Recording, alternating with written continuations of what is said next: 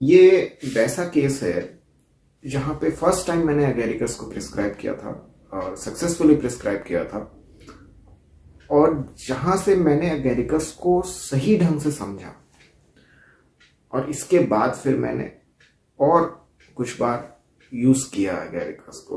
तो ये एक लेडी हैं जो मेरे पास काफ़ी टाइम से आते रहती हैं और बहुत ही मतलब ऐसी ये लेडी हैं, एकदम केयर फ्री एटीट्यूड वाली हैं। मतलब हंसते रहेंगी हर समय और शिकायत भी करती हैं जो इनको प्रॉब्लम होती है। आराम आता है तो बताती है कि आ गया आराम, नहीं आया तो नहीं आया। तो मतलब एक ना बहुत ज़्यादा सीरियस किस्म की लेडी नहीं है ये। तो ये जैसे जब भी आती थी तो इनको कोई ना कोई मेडिसिन सिम्टोमेटिकली मैं देता रहता था। अब क्या था, इनको शियाटिका की समस्या थी।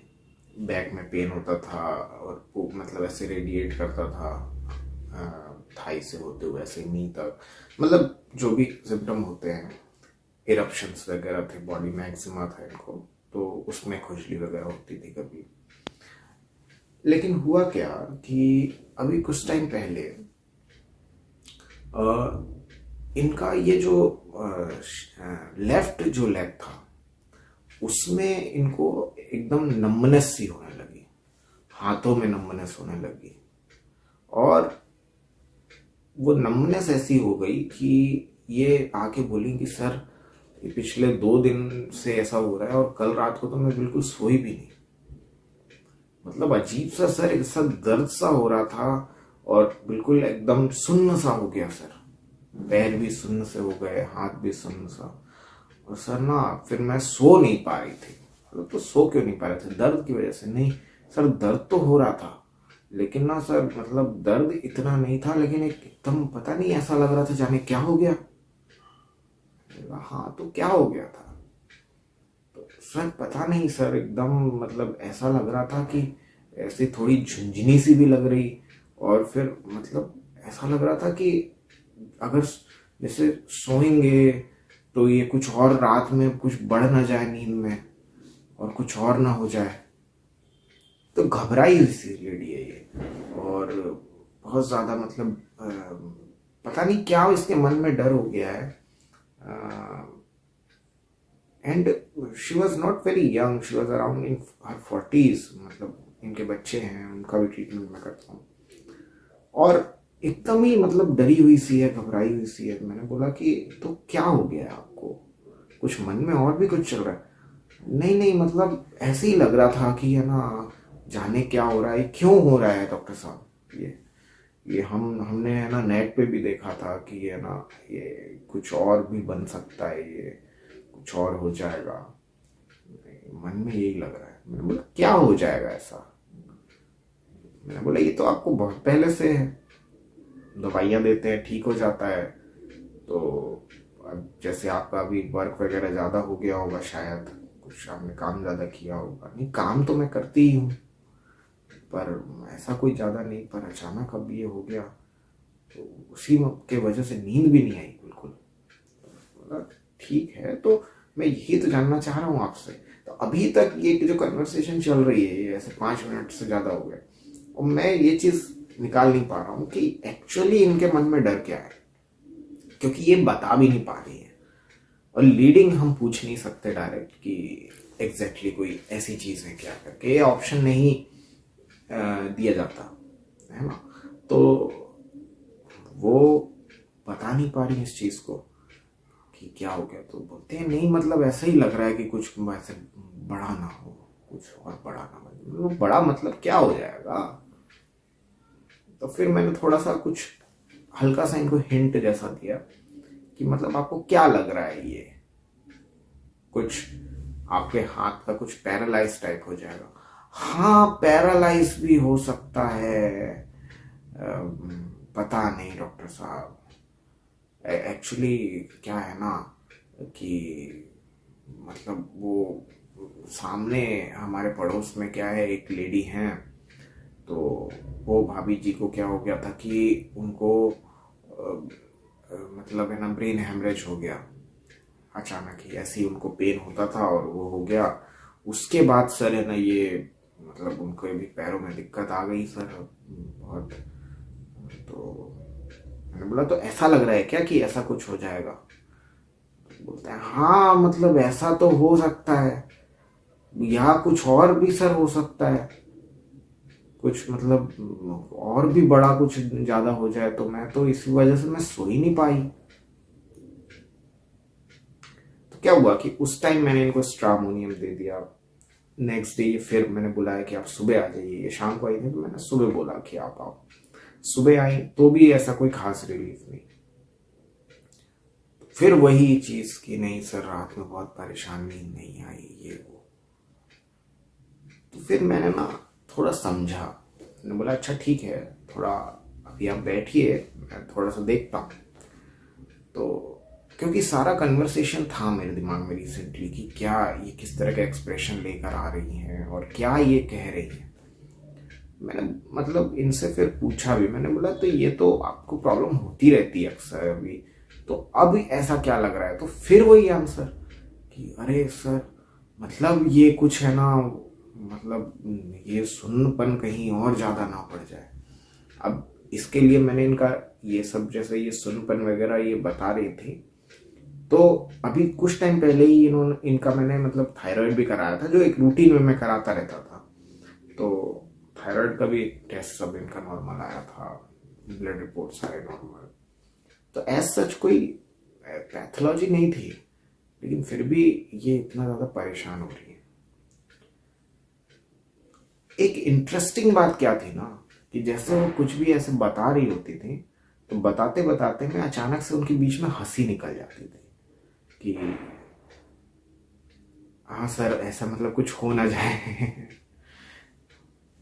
मतलब है ना सर ऐसा कहीं हमें तो डर लग रहा कि कहीं ये हमारा रात में ऐसे ही हाथ रह ना जाए सोए तो है इस तरह से हंस रही हैं बोलते बोलते। तो फिर मैंने इनको सोचा कि शायद ये लूडिक्रस वाली बात है। तो इस तरह से ये जो हंसी उनको बीच बीच में आ रही थी ना, तो इसके बाद मैंने क्या हायोसाइनस प्रिस्क्राइब किया इनको। शाम तक बोला मैंने आप बताइएगा। पर देखिए क्या होता है ना, अगर आपकी सिमिलिमम है ना तो ये रिजल्ट तुरंत मिलते हैं। मतलब एटलीस्ट जो पेशेंट जिस अभी मेंटल स्टेट में है उससे तो निकल ही जाता है। और ये हो नहीं रहा था। वो शाम को आई फिर से वही चीज, फिर से वही दर्द वगैरह। फिर मैंने मेडिसिन चेंज किया, कुछ और दिया, लेकेसिस दिया था आई थिंक, पर रिलीफ नहीं आया। नेक्स्ट मॉर्निंग फिर आई है। अब ये प्रोसेस को करते करते इनको 3 दिन हो गए, लेकिन और फिर से वही हंसी बीच बीच में आ रही है। फिर सीरियसनेस भी है, लेकिन साथ में बीच बीच में उनकी हंसी अपने आप निकल रही है। जैसे कि मतलब एक ना कितनी ज्यादा डिस्टरबेंस है उनके मेंटल लेवल पे कि वो डरी हुई भी हैं और साथ में उनको हंसी भी आ रही है। उनको ऐसा लग रहा है कि ये कुछ बड़ा ना हो जाए, कुछ बड़ा जिसको वो ढंग से एक्सप्लेन भी नहीं कर पा रही। तो मतलब बहुत मामूली सी दिक्कत ही है, एक हल्का नमनेस, थोड़ी झुंझुनी सी है, ऐसे एज सच कोई बहुत ज्यादा पेन भी नहीं है, लेकिन उनके मन में ये चीज आ गई है। तो यहाँ क्या है, यहाँ 2 रूब्रिक्स लिए थे मैंने। अब ये लूडिक्रस सिम्स नहीं है, ये है लाफिंग इनवॉलंटरीली। यानी वो जो लाफ्टर है ना वो इनवॉलंटरीली निकल रहा है उनका। और साथ ही साथ में यहाँ पे एक और रूब्रिक लिया था कि small hole appears like a frightful chasm. Chasm मतलब एक गहरी खाई है, छोटा सा एक होल, उसको ऐसा लगता है कि बहुत बड़ा सा खाई है, मतलब जिसका कोई अंत नहीं है, कि मतलब उसमें गिरे तो गए, कहाँ गए पता नहीं, अंधकार वाली जगह है, छोटा सा होल भी उसको ऐसा नजर आ रहा है। इसी से मिलता जुलता एक और रूब्रिक है जो एगेरिकस को डिफाइन करता है। वो मैंने ये वीडियो के बिल्कुल थंबनेल में दिया हुआ था कि डेल्यूजन वाटर लेक है ना, a teaspoon of water appears like, कि मतलब एक एक चम्मच भर जो पानी है वो ऐसा लग रहा है कि एक लेक के समान है, एक बहुत बड़ी झील के समान है, एक थोड़ा सा पानी है। तो अगेरिकस की दिक्कत यही होती है कि वो बेवकूफ नहीं होता है, वो मतलब देखो आप नाइव वगैरह ये सब में नहीं है, वो उसके अंदर बहुत सारे इस तरह के न्यूरोलॉजिकल डिस्टर्बेंसेस होते हैं।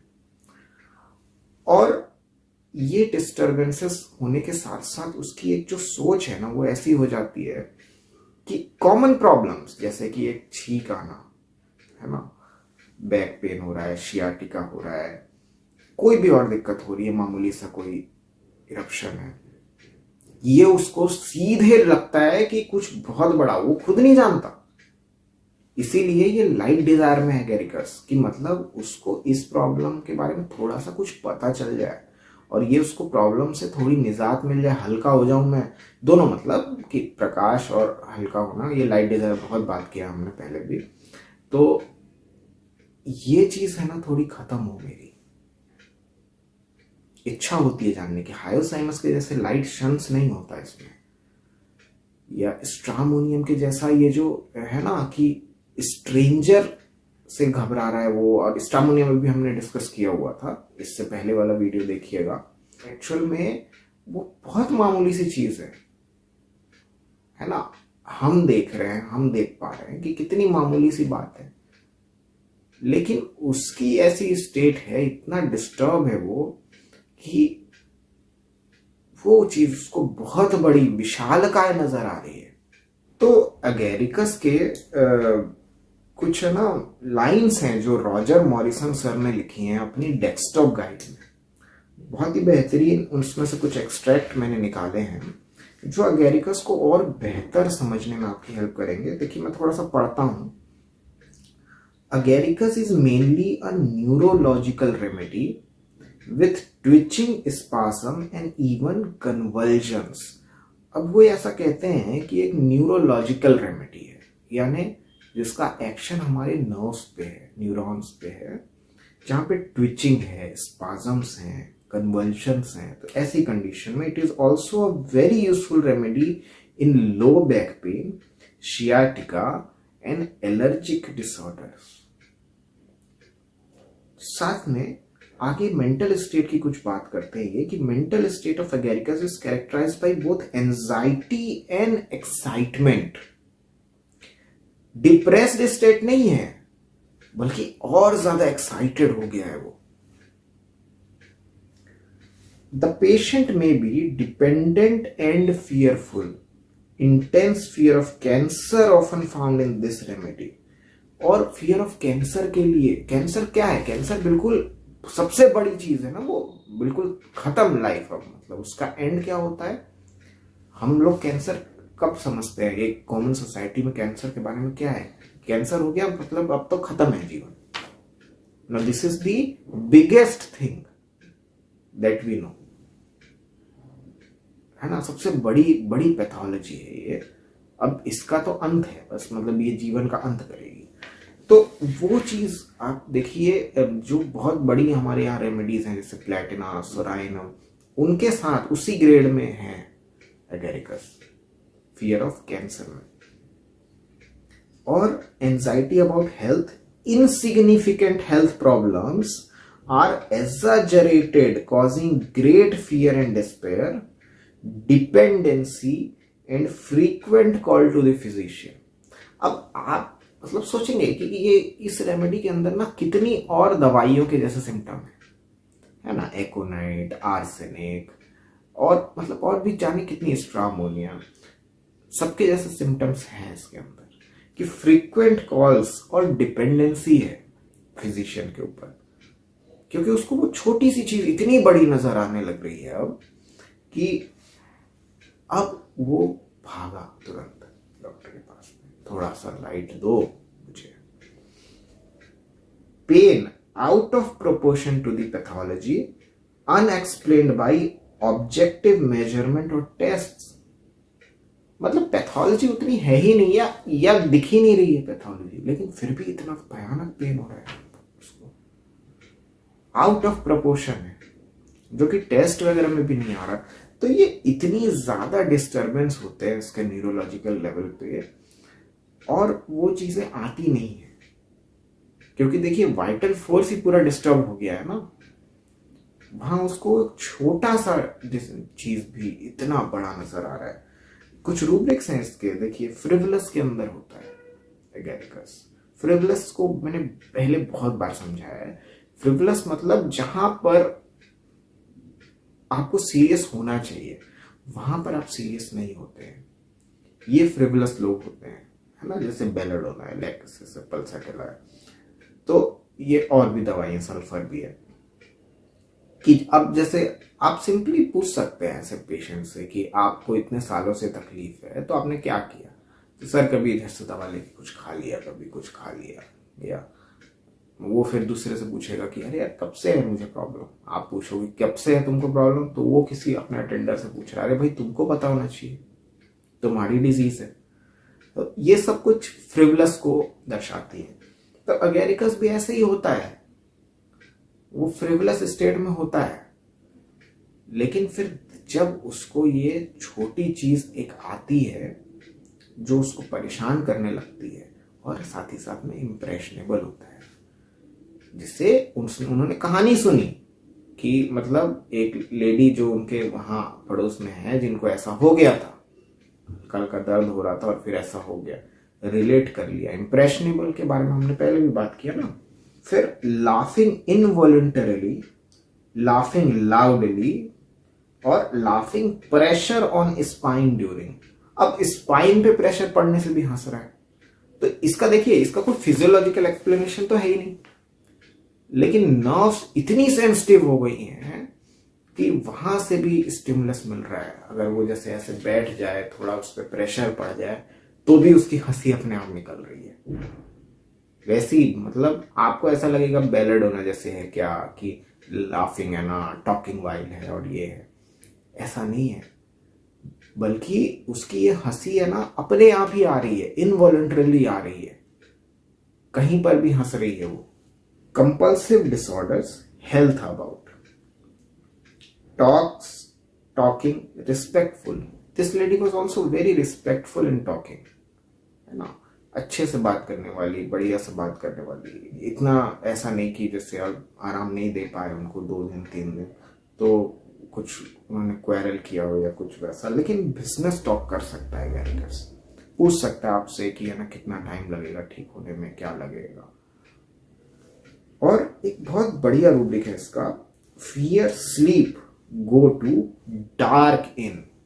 अब देखो यहां ये रूब्रिक है में नाइट इन ऐसे करके नहीं है, डार्क इन है, मतलब कि अंधकार में उसको सोना नहीं है, डर रहा है कि अंधकार है, मतलब मेरे को अपने सराउंडिंग के बारे में पता नहीं, मैं सोया तो जाने क्या हो जाएगा। जैसे इन्होंने बोला कि मेरे को सोने में डर लग रहा है, पता नहीं क्या चीज है ये ऐसे, ये जो दर्द हो रहा है, सुनपन आ गया सर, रात में सोए और कुछ ये बहुत बड़ा हो गया, रात में ऐसे ही हाथ रह गया मेरा, तो